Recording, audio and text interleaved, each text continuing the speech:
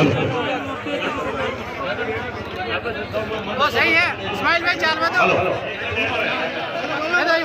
तो सभी भाई थोड़ा शांतिपूर्वक अपनी बात को सुनने की कोशिश करें। वाजिद भाई आपके सामने मुखातिब हो रहे हैं, उनकी बात को गौर से सुने भाई प्लीज। सबसे पहले तो मैं बाबा साहब भीमराव अंबेडकर के चरणों में नमन करूंगा, क्योंकि आज जो हमको लोकतांत्रिक मूल्य का जो अधिकार मिला है वो आज उन्हीं की देन है। आज हमारे बीच में कोई दलित भाई प्रधानमंत्री राष्ट्रपति बन रहा है तो मैं मेरे दलित भाइयों से कहना चाहूंगा वो उन्हीं की आवाज है। आज मैं बहुजन समाज पार्टी से चुनाव लड़ने जा रहा हूं तो मुझे इस बात की तसल्ली है और इस बात का मेरे को मन में किसी प्रकार का कोई वहम नहीं है, क्योंकि जिसने इस देश का कानून बनाया उसकी पार्टी से मैं चुनाव लड़ रहा हूं। चाहे और कोई पार्टी हो, चाहे कोई सी भी पार्टी हो, कोई सी भी भारत का रहने वाला नागरिक हो, वो उनकी कलम से, उनकी कानून से पीछे चलने वाला है। मैं मेरे बुजुर्ग मसूदा विधानसभा क्षेत्र के जनप्रतिनिधि, समाज के पदाधिकारी, बुजुर्ग, आप सबके चरणों में मैं नमन करता हूं और सामने बैठे हमारे बुजुर्ग, आपके भी मैं चरणों में नमन करता हूं। युवा साथी जो मेरे साथ कंधे से कंधा मिलाने को तैयार है, मैं उनका दिल की गहराइयों से धन्यवाद करता हूं। आज मेरी माताएं बहनें मेरे बीच में आई है, उनका भी मैं बहुत बहुत दिल की गहराइयों से स्वागत करता हूं, धन्यवाद करता हूं।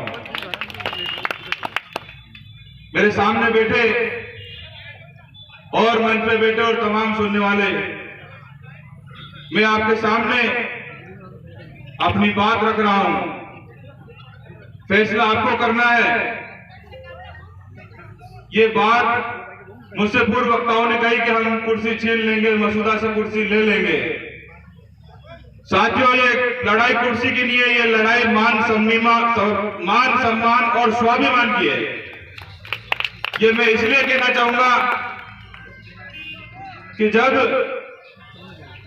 हम कांग्रेस के सच्चे पक्के वोटर निस्वार्थ भावना से, हमको कोई तनख्वाह नहीं देता है, हमको कोई पैसा नहीं देता है, लेकिन हम वफादार होकर कांग्रेस पार्टी को वोट करते हैं। और जो आज कहता है कि नई नई दुकानें खुल गई, मैं उनसे पूछना चाहता हूं कि हम तो 70 साल से कांग्रेस को वोट दे रहे हैं, हमने कोई दुकान नहीं खोली, और पिछले 5 साल में जो आपने अपने पुत्र को दुकान खुलवाई, इस वजह से हमें ये निर्णय लेना पड़ा। साथियों, जब गरीब वर्ग का आदमी उसी दिन सोचता है जिस दिन उसको वोट देना होता है, मैं जानता हूं जब वोट देता आदमी तो उसके मन में क्या भावना होती है। वो ये सोचता है कि एक ही वोट है, जिसको देना होगा दे देंगे, और वो वोट देके फ्री हो जाता है। लेकिन मैं आपको ये बात समझाना चाहूंगा कि उस एक वोट की कीमत हमको समझनी पड़ेगी। आपके एक एक वोट लाखों बन जाते हैं, और उस लाखों की संख्या में अगर गलत आदमी आ जाता है तो पूरे 5 साल हमको अपने जमीन में देखना पड़ता है। आज ये लड़ाई 21 दिन की है, ज्यादा लंबी लड़ाई नहीं है। अगर 21 दिन आप लड़ाई लड़ोगे तो मैं आपको विश्वास दिलाता हूं कि आगे 5 साल की नहीं, चाहे मैं पद पे 5 साल रहूं, आगे नहीं रहूं, ये लड़ाई जब तक मैं जिंदा हूं आप लोगों के लिए लड़ूंगा। क्योंकि 2013 में एक कोशिश हुई थी, वो एक परिस्थितियां हमारे पक्ष में नहीं थी, मेरा यहां नहीं होना, और मैं आपके बीच में नहीं था। आपने कोशिश ही की, कुछ लोग समझ नहीं पाए राजनीति को। ये जो राजनीति है इसको हर कोई समझ नहीं पाता है। साथियों, मैं कांग्रेस में पिछले 15 सालों से काम कर रहा हूं, और काम ऐसे किया कि मैं याद दिलाना चाहता हूं, क्या हमने 15 साल में पायलट साहब से कदम मिलाने में कभी कोई कमी छोड़ी? जब पायलट साहब कांग्रेस के खिलाफ कदम से कदम मिला रहे तब भी हमने उनसे कदम से कदम मिलाया। क्यों? क्योंकि लड़ाई उनके मान और स्वाभिमान की थी। जब इतने बड़े नेता अपने मान स्वाभिमान के लिए सड़क पे उतर सकते तो क्या मेरा अधिकार नहीं है सड़क पे उतरना? और इतनी संख्या में लोग मौजूद है, आपसे मैं पूछना चाहता हूं, क्या इस बार मसूदा विधानसभा से 36 कौम की आवाज से क्या मुझे प्रतिनिधित्व नहीं मिलना चाहिए था? लेकिन इस बार 6 महीने से, जैसा कि हमारे प्रधान साहब ने कहा कि हम भाग रहे हैं, लेकिन सभी सर्वे को और सभी रिपोर्टों को दरकिनार कर ऐसा आदमी थोपा जो किसी कीमत पर चुनाव नहीं जीत सकता। मैं 1 नंबर बूथ से लगा के 278 नंबर बूथ तक 35 पंचायत हमारे मसूदा पंचायत समिति की, 40 पंचायत अपनी मसूदा समिति की और 25 पंचायत अपनी बिनाई पंचायत समिति की और विजयनगर के 35 वार्ड, मैं सबकी खबर रखता हूं। मुझे 15 साल हो गई, मैंने अनुभव लिया है। और कोई ये कहता है, आपसे कहेगा कि कांग्रेस पार्टी को हराने के लिए चुनाव वाजिब लड़ रहा है। साथियों, मैं आपको ऊपर वाले को हाजिर नाजिर मान के ये बात बता रहा हूं, मैं उस चुनाव हारने के लिए नहीं लड़ रहा। अगर मैं मसूदा विधानसभा में काम भी नहीं करता, पार्टी मुझे बाहर नहीं निकालती, मैं पीसीसी का मेंबर हूं, तब भी वो आदमी चुनाव जीतने वाला नहीं है। हमने आलाकमान से कहा था कि आप, हमारे कई साथी थे, 36 कौम के लोग थे, उन्होंने भी अपनी बात रखी कि आप परिवर्तन कर दीजिए, मसूदा में कांग्रेस से हम सीट जीतेंगे। लेकिन जब पार्टी जिद करती है और जबरदस्ती हमारे ऊपर थोप दिया, मैं कोई उनके लिए अपशब्द नहीं बोलना चाहता क्योंकि हमारी संस्कृति में ये नहीं है। लेकिन मेरे कार्यकर्ता, बिनाई के कार्यकर्ता, उनको ये कहा जाता है कि आपको रगड़ के रख देंगे। साथियों, में मेरे कार्यकर्ता चाहे किसी भी वर्ग के हो, चाहे दलित वर्ग के हो, मैं आपको विश्वास दिलाना चाहता हूं, अगर कोई रगड़ेगा तो सबसे पहले मेरे को रगड़ेगा। और आपको वचन दिलाता हूं, जिसमें मेरे दलित भाई भी है, आपके हितों की और अधिकारों की रक्षा करने की जिम्मेदारी मेरी है।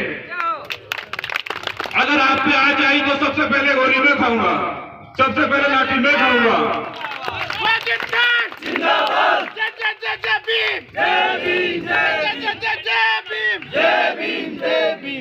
और ये कहना चाहते हैं कि हम रगड़ देंगे, अरे रगड़ने वाली तो जनता है।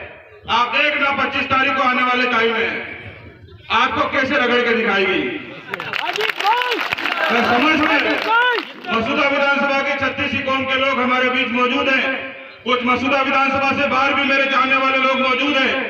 मैं आप सबको विश्वास दिलाना चाहता हूं कि आपको किसी प्रकार से डरने की आवश्यकता नहीं है। हम सीट जीतने निकले और सीट जीत के मैं आपको बताऊंगा।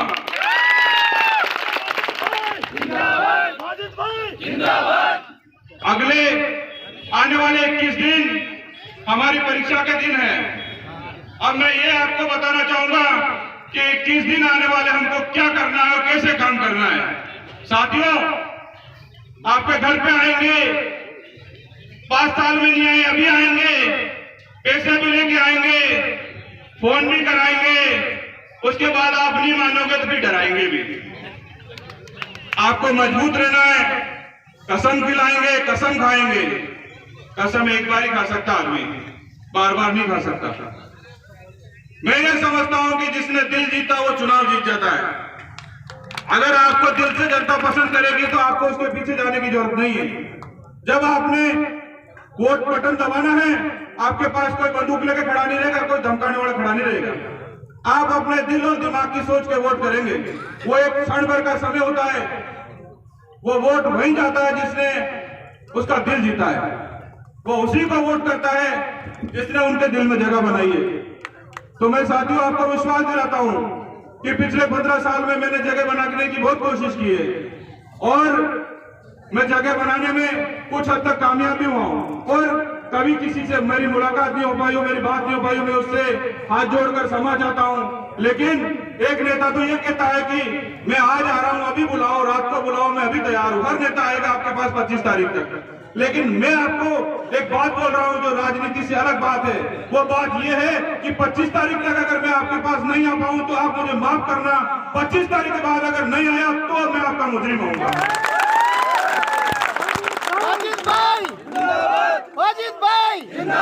वाजिद भाई संघर्ष करो, हम तुम्हारे साथ हैं। वाजिद भाई संघर्ष करो, हम तुम्हारे साथ हैं। वाजिद भाई संघर्ष करो, हम तुम्हारे साथ हैं। साथ ही साथ मैं आपको ये भी बताना चाहूंगा, जैसा कि अभी मसूदा विधानसभा का माहौल है, कोई कहेगा हार रहे हैं, जीत रहे हैं, हरा रहे हैं, ये कई बातें आएगी 25 तारीख तक। आप लोग मजबूत रहें और आपको रहना है। क्यों? क्योंकि आप लोगों की मजबूती से मेरी मजबूती है। मेरे को किसी ने कहा कि आप इनको ध्यान रखो, इनके ये करो, उनके पीछे लगो। मैं आपको कहूंगा, मेरे पास आपके ऊपर विश्वास करने के अलावा मेरे पास कोई रास्ता नहीं है। मैं विश्वास कर रहा हूँ, जैसा आप मेरे पे विश्वास कर रहे हो वैसे ही मैं आप पे विश्वास कर रहा हूँ। साथियों, ये एक 25-21 दिन की बात है, इसको आप डगमगाना नहीं। अपने पैर और कदम मैं जमा हुआ हूँ, आप भी जमे रहना। निश्चित रूप से हमारी जीत निश्चित है। और साथ छत्तीसी कौम के लोग जो बिनाई सेक्टर से आए, मैं फिर आपको बोलना चाहता हूँ कि आपके अधिकारों की, आपके हितों की रक्षा होगी। आपके साथ अन्याय होगा तो सबसे पहले वाजिद आपके बीच में आएगा। इस बात का मैं आपको विश्वास दिला रहा हूँ और आपको डरने घबराने की जरूरत नहीं है। और बसपा से मैं चुनाव लड़ रहा हूँ, आपसे मेरा भाईचारे का रिश्ता बन गया है। आप ये कह सकते हैं कि ये बसपा पार्टी दलितों की पार्टी है। जिस तरह काशीराम जी ने 11 साल की एक महिला जो कॉलेज में पढ़ने वाली, उसको 11 साल में मुख्यमंत्री बनाया और वो एक यूपी जैसे स्टेट की, जो हिंदुस्तान का सबसे बड़ा स्टेट है, उसकी मुख्यमंत्री रही 2 बार। तो आपकी पार्टी कमजोर नहीं है। अगर आपकी पार्टी कमजोर नहीं है तो ये आपका उम्मीदवार भी कमजोर नहीं है। साथियों, क्योंकि अब समय कम है और नामांकन का भी समय हो रहा है, मैं आपको आखिरी बात बताकर अपनी बात को मैं विराम कहूंगा। फिर एक बार फिर कहूंगा कि आप सब लोग एकजुट रहना। आप हिले, मैं हिल जाऊंगा। आप हाथ ऊपर उठाकर मुझे विश्वास दिला दें कि चाहे दुनिया की कोई ताकत आ जाए, हम हिलेंगे। वाजिद भाई संघर्ष करो, हम तुम्हारे साथ हैं। वाजिद भाई संघर्ष करो। आप सब नीचे बैठे, एक मिनट नीचे बैठे, एक मिनट। आगे कैसे चलेंगे, कौन सा रूट होगा, अभी आपको वाजिद में बताएंगे। आप नीचे बैठे 2 मिनट, आप नीचे बैठे थे। अरे भाई नीचे बैठो, साथी नीचे बैठो।